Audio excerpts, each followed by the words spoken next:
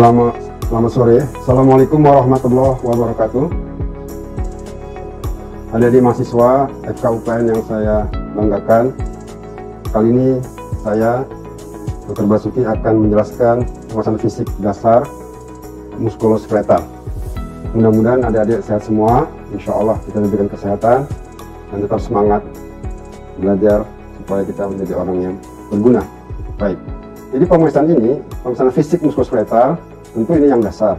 Nanti akan ditemui lagi pada blok berikutnya, pada blok dermatomuskuloskeletal. Ya, pemeriksaan ini sangat penting karena ini menjadi jalan untuk menegakkan diagnosis penyakit muskuloskeletal. Tentu kita harus melakukan beberapa persiapan ruangan, persiapan alat-alat, persiapan pasien, dan persiapan diri kita. Nah, beberapa alat yang bisa saya tunjukkan, ini adalah alat goniometri. Ini fungsinya untuk mengukur sudut ruang lingkup gerak sendi atau bahasa Inggrisnya ROM, range of movement. Kita bisa ukur sudutnya apakah 20, 30, 90 derajat gerakan sendinya itu. Yang kedua, juga kita perlu beberapa kasus kita membutuhkan bandul ini untuk mengukur menilai simetris daripada postur tubuh pasien. Ya, oke. Dan juga kita perlu memahami prinsip-prinsip dasar, yaitu sudut daripada tulang-tulang tubuh manusia. Ini tulang belakang ke atas, ini tulang sendi panggul, ini harus simetris. Juga nanti ada tulang paha, ya, seperti ini. Ini juga ada sudut tertentu. Baik, pada kali ini ada seorang pasien yang mengeluh sakit pinggang. Kita bisa lihat pasien memegang pinggangnya, ya. Ya, saya akan melakukan pemeriksaan Bapak seperti biasa. Kita sebagai dokter melakukan simple hand washing. Ya, saya sudah melakukan tadi sebelum cara ini, dan sekarang saya sudah memakai handscoon, sarung tangan, karena sekarang pada masa COVID kita menggunakan sarung tangan. Kemudian kita berikan penjelasan kepada pasien dan kita minta concern persetujuan daripada pasien. Bapak mohon izin, sudah 2 bulan ya sakit tulang belakang. Baik. Saya akan melakukan beberapa pemeriksaan dasar muskuloskeletal. Mungkin terasa kurang nyaman, tapi ini penting untuk menegakkan penyakit Bapak.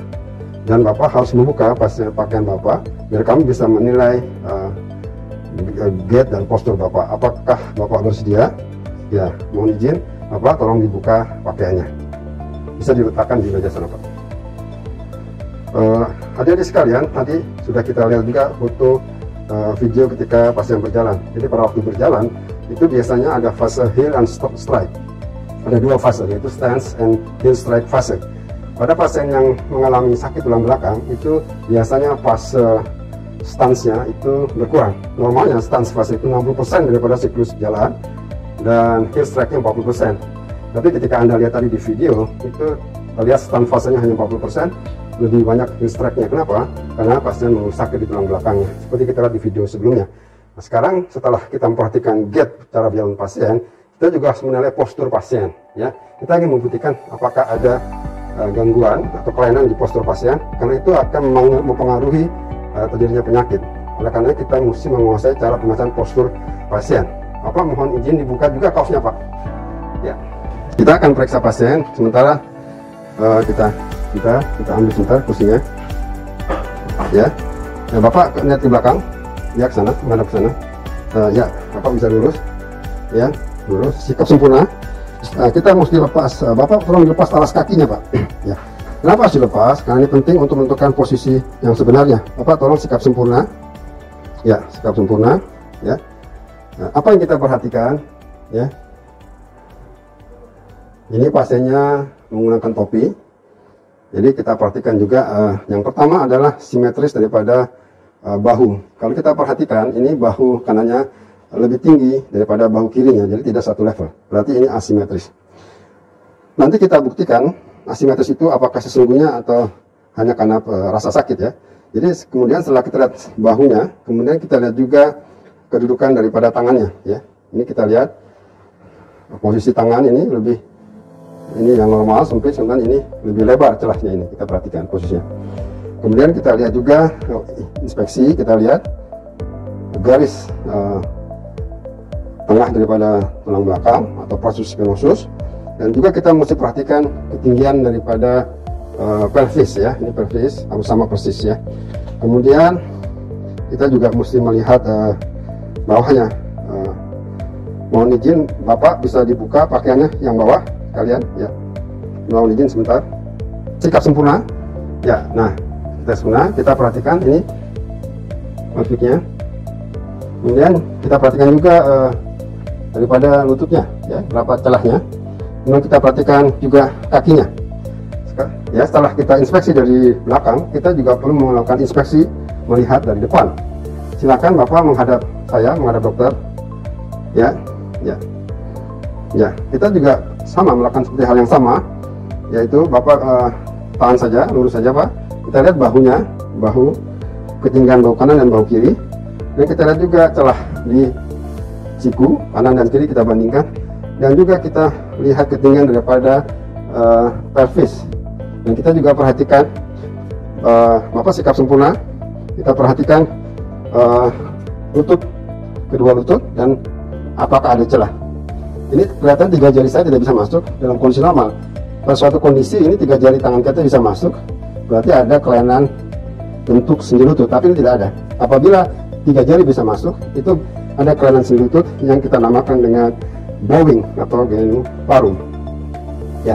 Dan kita juga perhatikan kaki, kita lihat sikap sempurna. Kita lihat kaki, apakah menempel atau tidak menempel pergelangan mata kakinya. Kemudian kita lihat dari samping, Bapak menghadap ke sana ya, sikap sempurna. Kita lihat apakah ada perubahan bentuk.